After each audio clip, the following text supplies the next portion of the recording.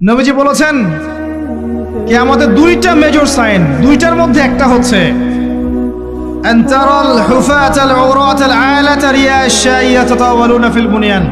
যখন সমাজের দরিদ্র শ্রেণীর মানুষেরা, যাদের পায়ে স্যান্ডেল ছিল না, গায়ে কাপড় ছিল না, এরা উঁচু উঁচু বিল্ডিং নির্মাণের প্রতিযোগিতা করতে থাকবে, ফান্তাজিরিস সাআহ, তখন কিয়ামতের অপেক্ষা করতে থাকবে।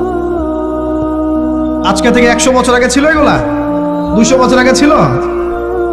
সুবহানাল্লাহ। আর কোন সাইনের জন্য অপেক্ষা করছেন? তিনি বলেছেন শেষ জামানায় women will dressed but still they will be naked। মহিলারা কাপড় পরবে, তারপরেও তারা নগ্ন থাকবে। আপনি ঢাকার শপিং মলে যান, আপনি দেখেন। আর কোন সাইনের জন্য অপেক্ষা করছেন?